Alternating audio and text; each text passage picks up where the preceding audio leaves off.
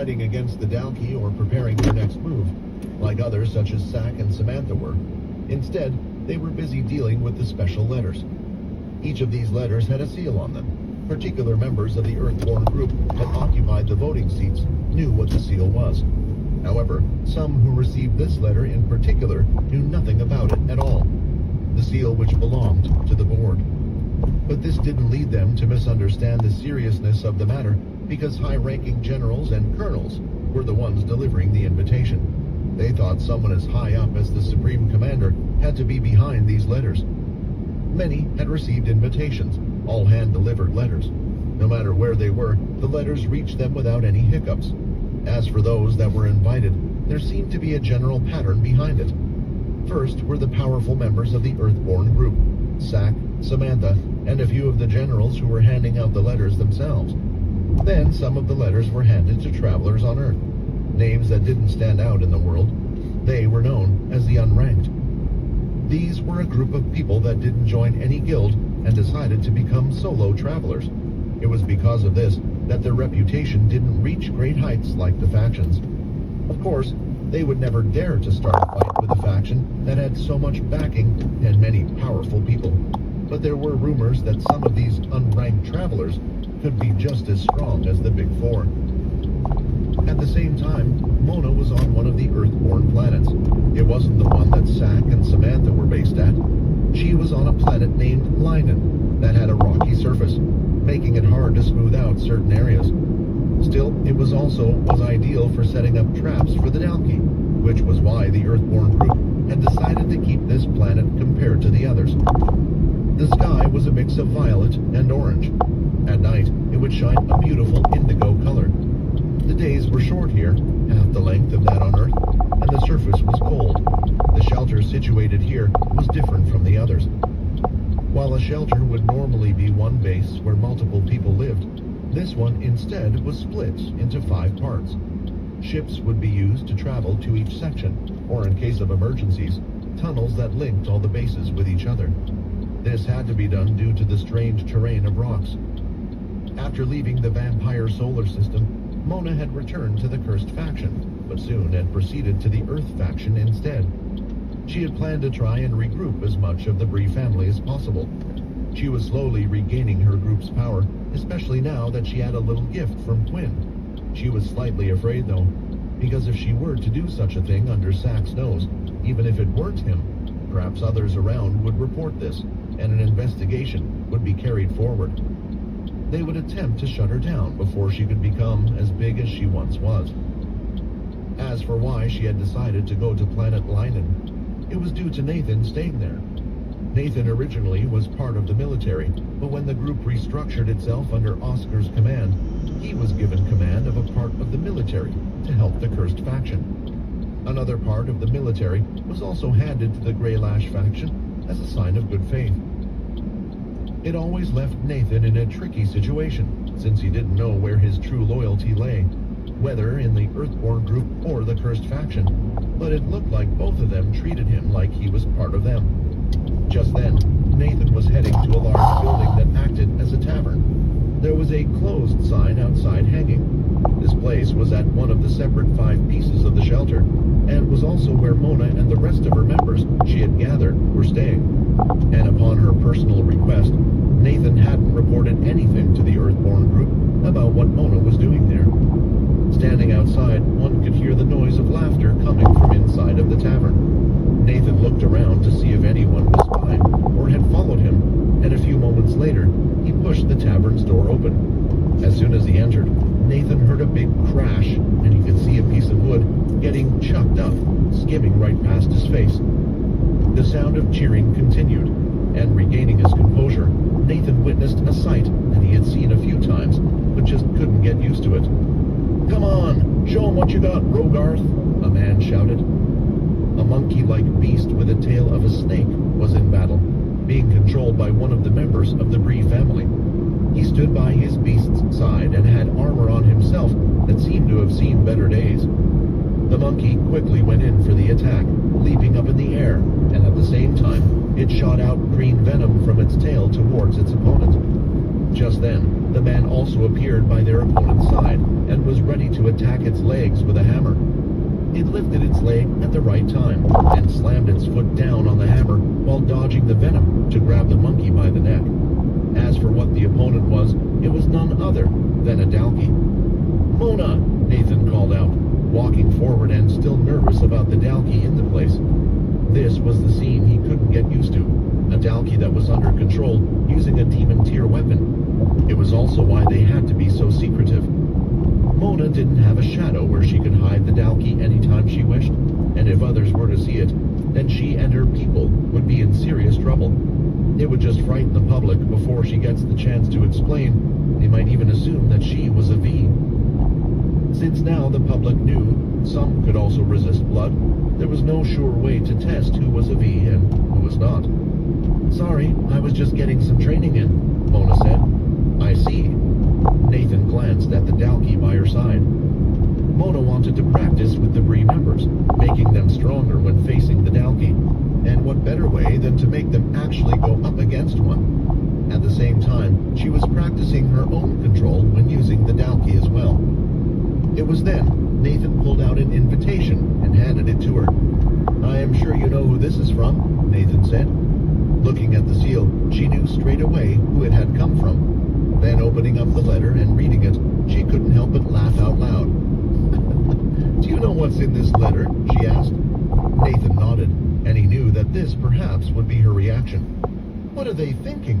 Is this a threat that they are trying to pull? Are they trying to doom the entire human race by doing this at a time like this? I can't understand what they are thinking. Well, at least it looks like there might be a chance that you get to make a debut to the whole world. What do you think? Do you think the world would be happy to see your comeback? Or perhaps they would be surprised about your return? Nathan hadn't noticed, but there was a figure sitting in the back of the far end of the tavern. He had a helmet on, and while Nathan was handing over the letter, the figure stood up. His body was quite large, and he carried with him what looked like a box, held to his side.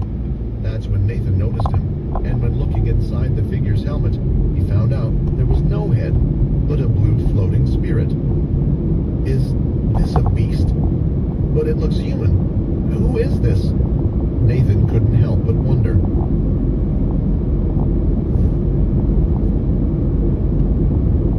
The cursed faction was in an awkward situation, more uncomfortable than they ever had been.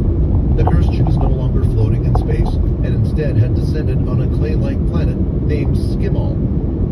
This was the planet that the members of the Daisy faction had taken refuge on when the Dalkey had taken over. It was parked at the back behind the shelter, and most of the crew was no longer on board. Land just always seemed to feel better to humans, despite how long they had been in space, which was why most of the cursed faction were in the shelter, but ready to be called at any point and time. On the cursed ship itself, though, there was something big going on. Quinn had returned, and it was a joyous event now that their leader was returning to the cursed ship after a long time. Or at least it should have been a joyous event. Many people wanted to talk to Quinn, ask what had happened to him, and see how he was doing. The problem was that he wasn't returning alone. In the command center where the cursed leaders would regularly hold meetings, it had been cleared. There was no reason for personnel to be there in the first place, since the ship wasn't operating. Not that it needed operators in the first place, since all of it was automatic. Still, the main reason why it was empty was that a grand meeting was to take place, possibly the biggest gathering the cursed faction had ever held. There would be no cameras in the room today, but it was an event that would have easily shocked the entire world. The room was silent. On one side there were all of the cursed leaders and some of Quinn's closest friends: Nate, Dennis, Layla, Leo, Megan, Sil, Peter, Logan, Borden, Rayton, Gordon, Linda, and Sam. Other than them, the two sisters Ivy and Peach were invited as well. Since their sister's death, they had taken over her role, and those in the shelter listened to them far better than members of the cursed faction. On the other side, there were the vampire leaders, new and old. The only one that wasn't present was Fex, who was still at the vampire settlement, placed in charge of the nights while the others were away. It was extremely awkward, to say the least, as the two sides just looked at each other. The cursed faction leaders were strange to begin with. They had mixtures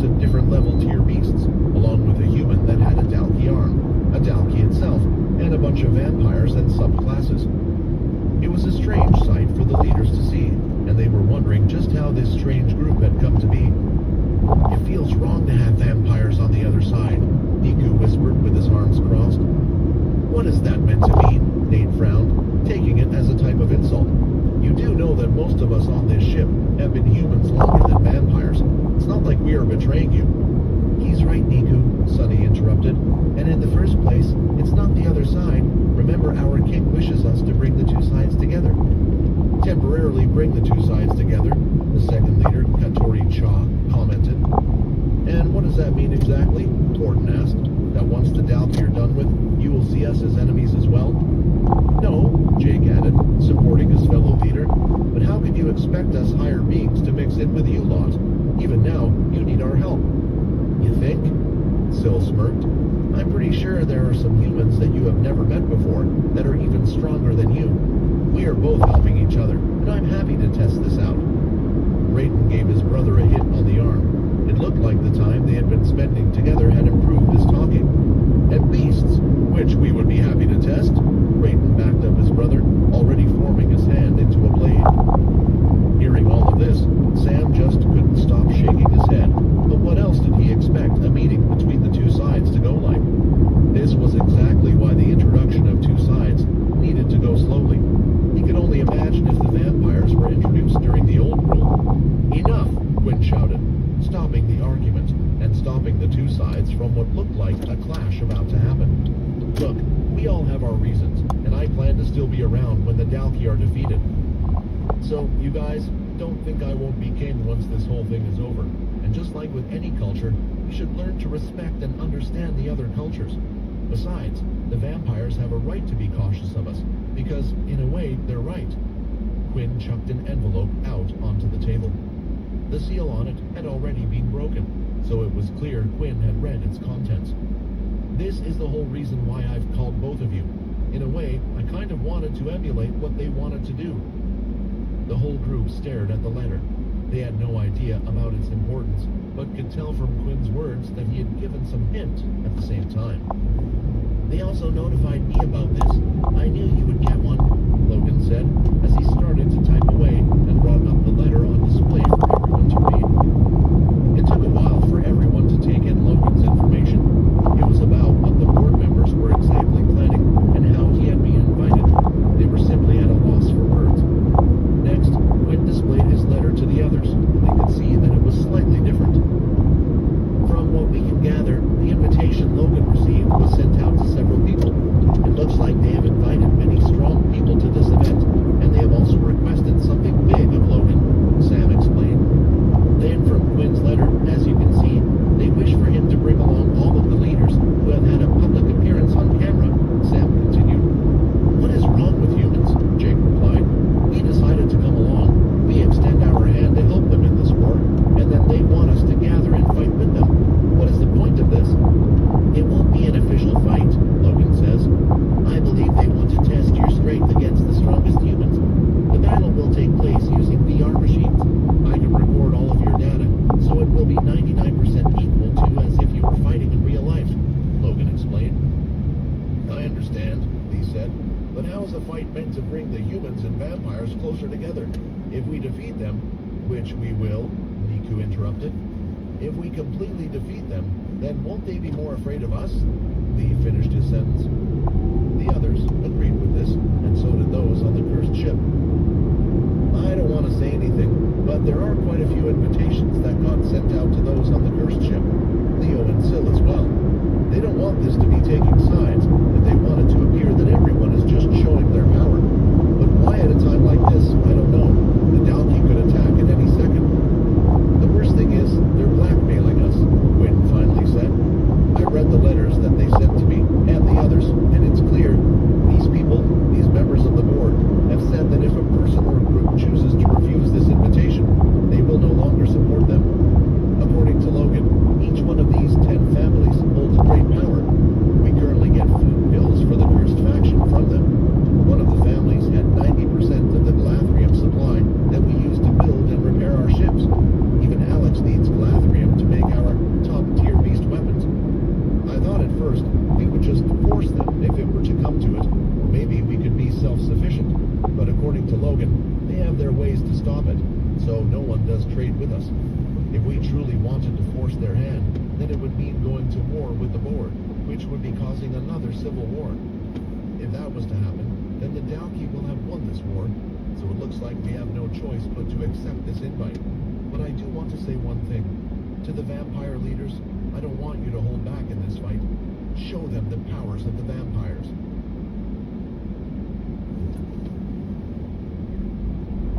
Now playing the next audio series.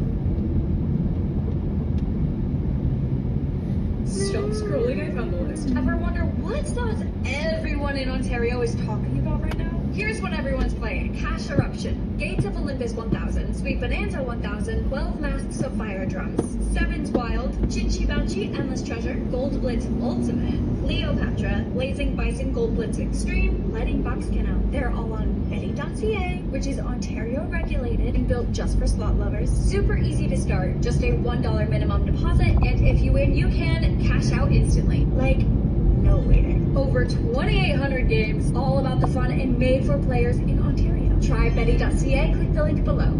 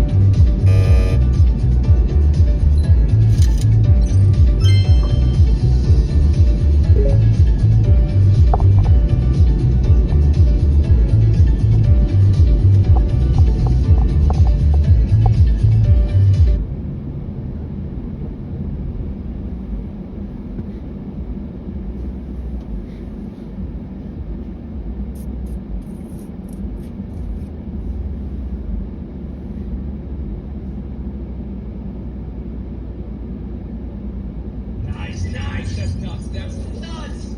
Oh, baby. That's already really good. That should be the win. No big robot, but look at that. That's the win. Nice! Come on! How much is that?